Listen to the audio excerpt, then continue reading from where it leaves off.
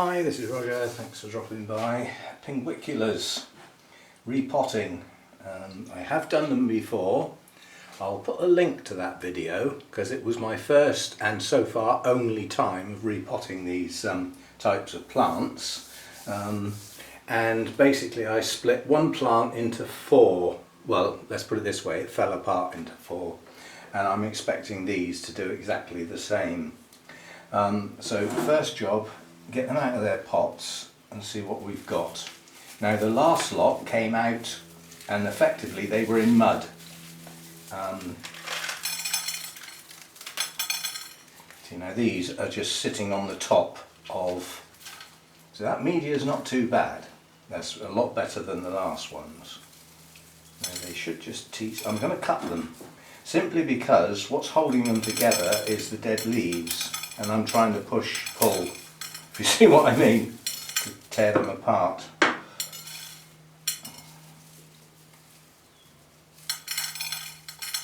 Say, if they're anything like the others, they will have hardly any roots. These tend to just sit on the top rather than produce good roots. Well, I'm wondering if that was just because the media wasn't very good, and now that those have been repotted, the previous lot, they do seem to be pushing on. But that's effectively what you get.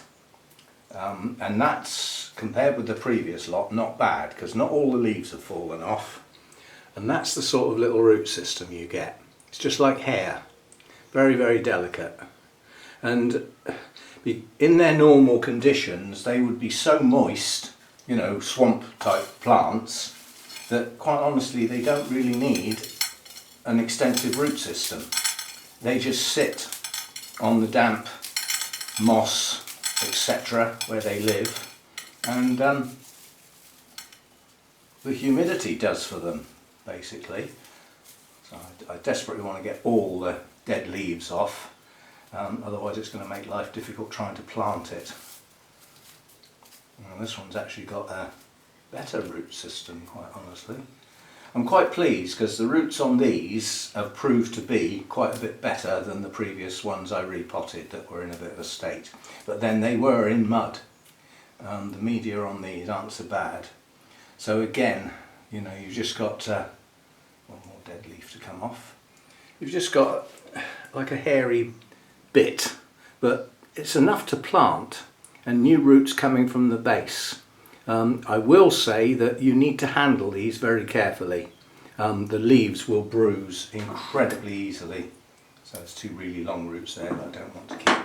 So try and just let them sit on your hand. Don't hold them, if you see what I mean. Hold them very, very delicately. Right, that's one. Now let's see what's in this one. Sorry, Mr. Flower, but you've got to come off. It'll make more.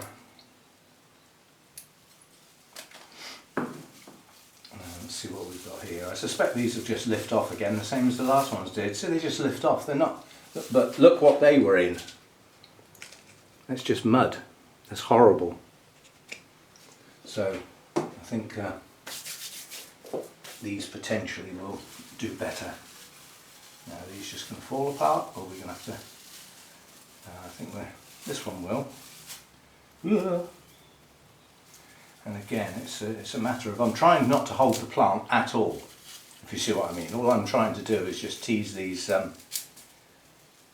dead leaves off, and holding the plant sort of below the base, basically. Trying not to squeeze anything or even touch the plant if I can avoid it. Just literally tease off the dead leaves and see what we've got left. And what we've got left is very similar. Very similar little root system. So that's one. So I won't get these muddled up, they are quite different, these plants. We'll just cut those dead leaves again. It made it easier last time. So. Now this one is two rosettes joined together here. Unless they fall apart, I'm going to try and keep them like that. And even if they fall apart, I think they can just go in one pot. and ended up having a shelf just for these.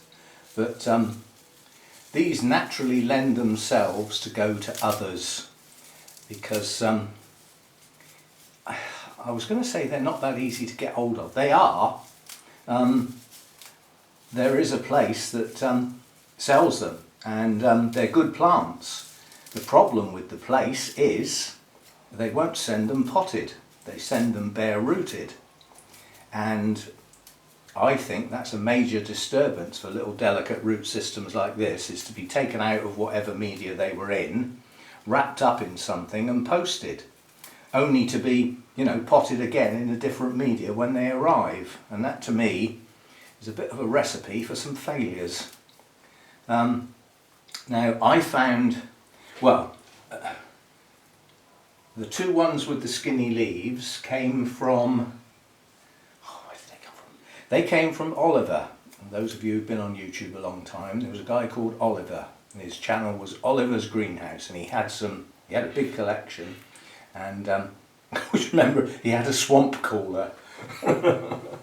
But he had to give up his orchids completely. But yeah, he gave me those, I believe, my memory serves me right. And then my peat that I bought, that I'll be using in a minute, I bought specifically for my Deesas, and I repotted my Deesas in the aforementioned peat, and they promptly rotted. So I lost all my Deesas in very quick succession. But I've still got the peat, which is ideal for these. These need an acidic soil, less than neutral. I won't say how acidic, because I don't know, but they come from swamp areas, and although there are such things, alkaline swamp areas are pretty rare.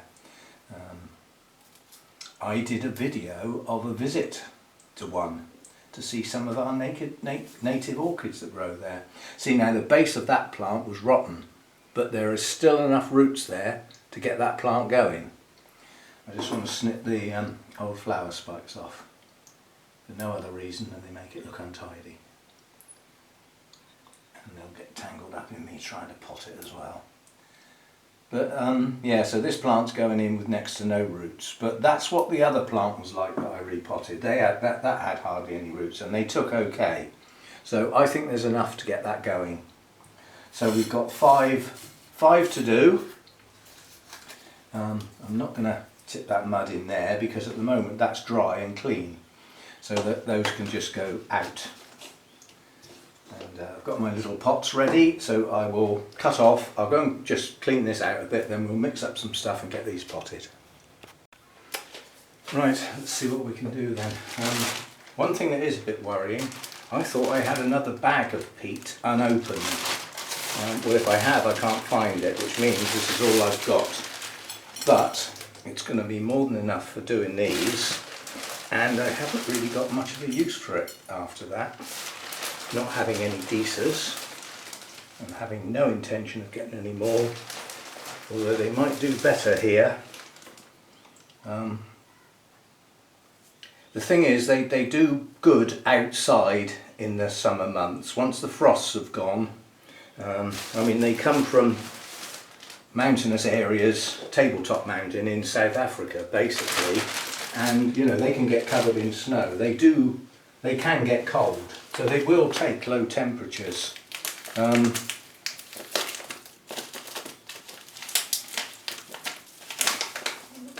as I'm going to be spending more time in the garden here, they could go outside and probably not get forgotten. Because that was my worry at the other place. If I put them outside somewhere shady, I wouldn't have been able to see them from the house, because there weren't many shady places. So that would have been difficult. And that's peat, real peat. That's silver sand. Now that's not the stuff I collected when I went out to have a look at the bonsai in the wild, but it is effectively the same stuff, just cleaned up and sold at exorbitant prices. Whereas now I know where there is some I can get to really easily, we won't be paying those prices again, not when I can get some that's perfectly good stuff. So that's the sand. That gives me a nice mix that is well drained, yeah, a gritty mix. And then on top of that, it's going to get some real grit, which again, this came from an aquarium store. And although this is going to get some in the mix, it's not getting that much. Again, it's just to help it drain, basically. But the grit is to go around the top of the pot. These plants are just going to be sitting on top of this media, and the media is going to be damp. Not soggy, but damp. And by putting some grit around the base of the plant, it stops them rotting. And it certainly worked with the others that I repotted. None of those have shown any signs of going down. So let's see what we can do. So I'm just trying to get the muck off of my hands, because I don't want to get the leaves dirty, because they'd be difficult to clean. Right, so we want no patting down this stuff, just loose. And it's got to come quite near the top of the pot, because these rosettes hang over the side of the rim of the pot, if you see what I mean. So it's no good planting them deep, because the leaves will stick up in the air and touch the edge of the pot. And that's probably not going to do them too much good. So that was just placed in there, it's not been pressed down. And then all I'm going to do is make a little well, deep enough for the roots to go in. It doesn't matter which one gets planted first, they all got to be done. And again, hardly touching the plant, as gentle as I can be. Just let that drop into that little well, and then push the media in towards the plant very gently from the sides, making sure there's no hole. And then we get some grit.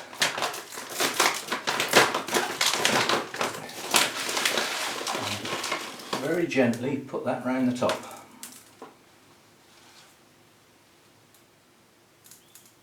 Make sure it goes right into the base of the plant. Round the edge doesn't matter so much, it's the base of the plant that you're trying to stop becoming soggy.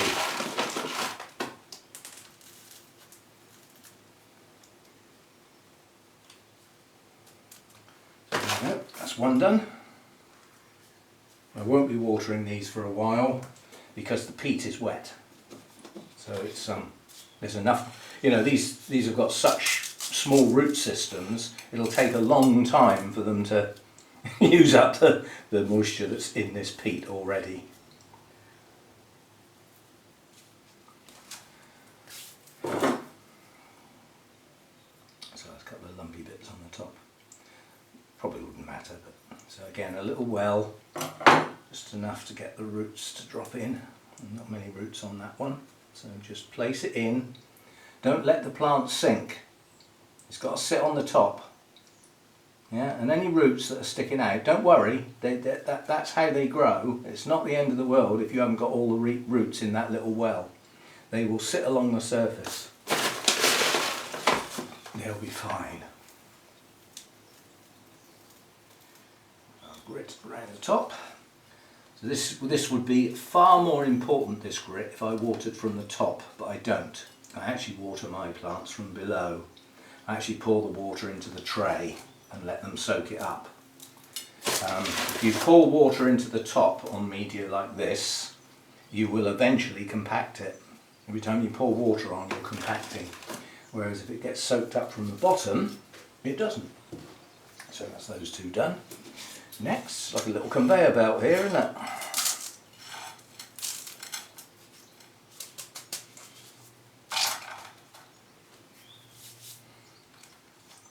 Too much. Be enough for the grit to go on. Right, so somewhere here was one with no roots, wasn't there? That's that one. So we'll do him next, and it's just literally I'm going to sit the base of the plant over that well and just gently push the stuff in, and that's all I'm going to do for that one. So this one, if any of them aren't going to make it, it'll be this one. It's got the least roots, but it's got as many roots as the other one had. And I mean that split into 4, and they've all taken okay. So Hopefully these will as well. Oh, so it's lifted out, it's just got nothing. Okay, we will sit it back in. I'm just gently going to hold that. Well, that's where I lifted it to put the grit on. It lifted out, so it's got no roots to hold it in place. Right, so hopefully that's got it. We shall see. One. Another one. Dropping grit everywhere now. Luckily it's part of the mix, so it doesn't matter. Lumpy bit of peat.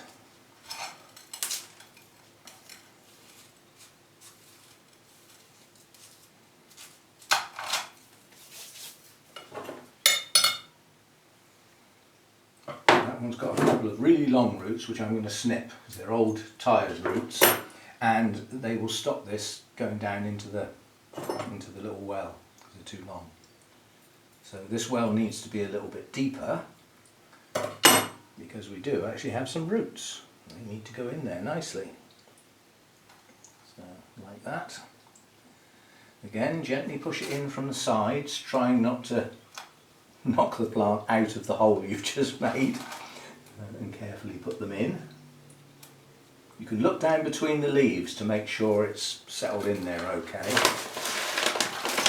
And get our grit on.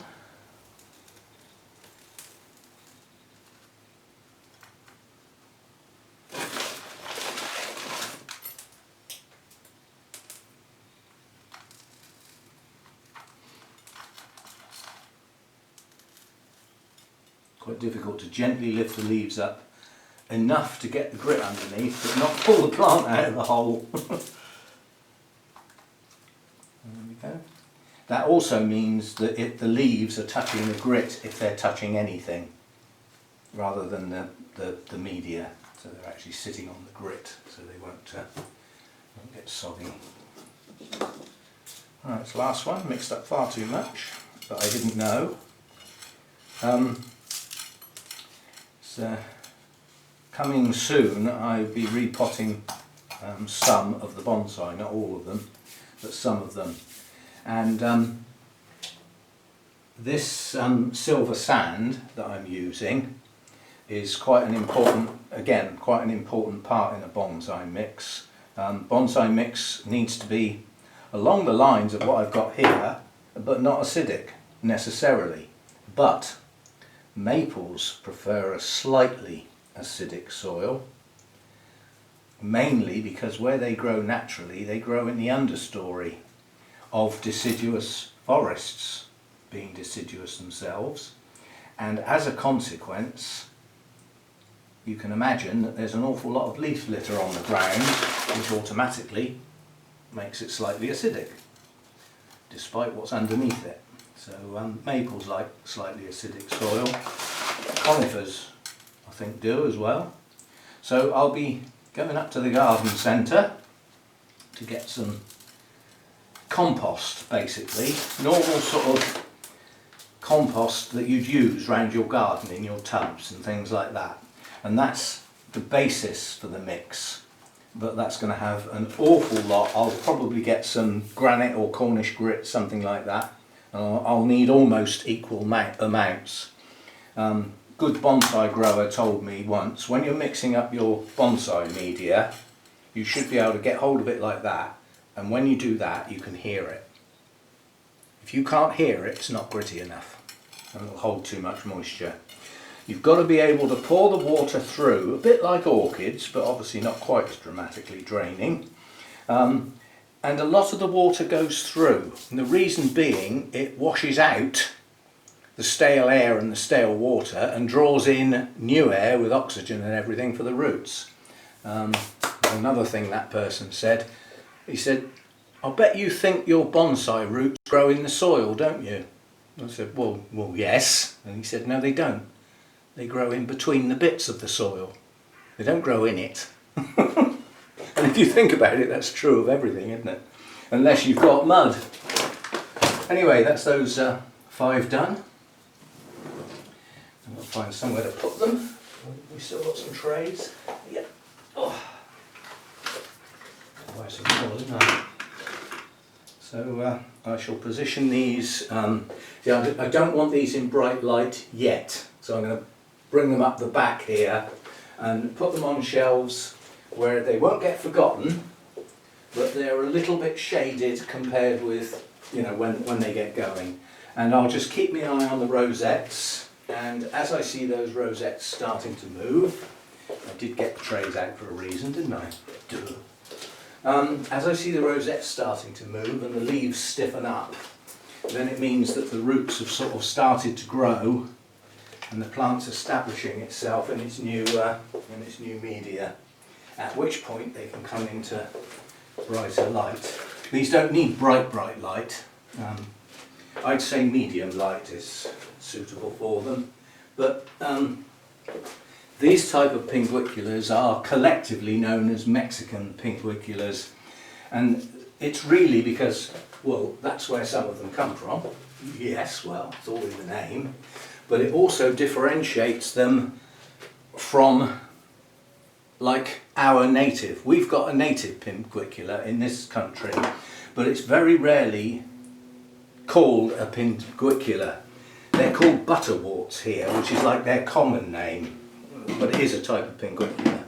And people tend to use that common name rather than you know, Pinguicula. But that plant wouldn't be suitable for growing in here. It's an outdoor plant. It goes dormant. Actually, I'm just going to put that back in there, because if ever I use this again, it's going to be for Pinguiculas. No, I'm certainly not going to waste it because of the peat content. It would be difficult to get, well, no it wouldn't. It would just be a nuisance. If I had to get some more of this peat, as I said, it is real peat. We didn't ought to be using real peat unless it's absolutely essential, because the places where it comes from, well, I think they take hundreds of thousands of years to actually create. So they're not renewable. And a lot of those areas have been drained, you know, for greed, because there are alternatives. But unfortunately, the decent nursery in this country, the guy said if he can't get access to real peat, he'll probably lose his collection, because he's tried so many alternatives and none of them are as good. Some are okay, but they're not as good. So he needs peat. I don't need it. I could use a substitute, but until I haven't got any left, I'm quite happy to use this up. But the place I would have to get that, if I wanted it again, is to go to the nursery where I got it from originally, which is where I got those other two Pinguiculas. It was at the nursery. It's a carnivorous plant nursery, and it's not a million miles away. It's only in Southampton, so it's travelable. Probably take me about an hour to get there, and you know, it's open to visitors. I don't think it's open all year round, but it is open to visitors. And I had a nice, I'd say a couple of hours. There wasn't enough to hold my interest any longer than that, but lots and lots of carnivorous plants of all different types, from the sort of flat little sundews to the big sundews, right up through all the pitcher plants and all that sort of stuff. And some Mexican Pinguiculas tucked away in their little hothouse. They had a little area cordoned off that was heated to a higher temperature, and they kept them in there. And I thought, that's quite a bit warmer than I'm going to be keeping them, certainly in the winter. He said if they don't get enough heat in the winter, they will get rid of their carnivorous leaves, they will dump them, and effectively they get replaced in the main with non-carnivorous leaves, just to keep them ticking over until the temperature comes back again. Because they, you know, like I said, they do come from Mexico. They are warm growing plants, these type. However, the type in that you can find in the UK, and I think in other parts of Europe, there's several different types. I don't think we've got more than one in the UK. I'm not sure. I mean, I don't know much about these things, but I know we do have a butterwort as a native plant. And the chances are I've seen them and didn't know I'd seen them, if you know what I mean, because I don't know what they look like. Right, so that's that done. Pinguiculas repotted. So we've now got 9. I don't mind having 9. They don't need watering very often. They have pure water, nothing else. No, they don't get any fertiliser at all.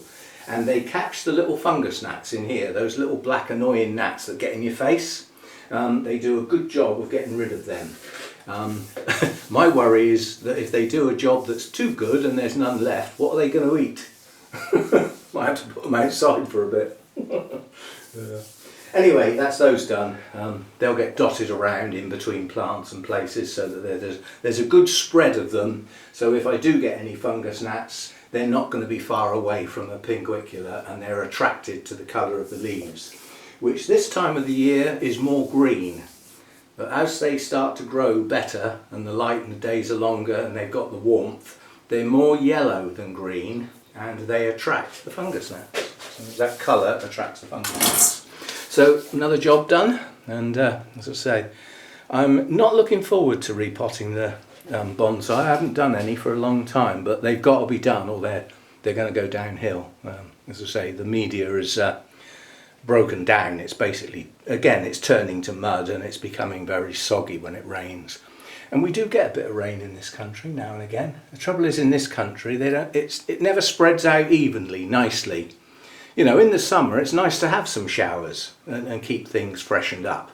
But what we get is we'll probably get a month with no rain at all and then 3 weeks of rain, which is no good to anybody. Yeah, well, that's the UK for you. Yeah. There's a saying actually, if it's not raining, it will be soon. But because of the nature of the changes that are happening with climates and things, that's no longer true. We're getting some quite long dry spells in winter as well as in summer. Things are changing. See you next time. Bye for now.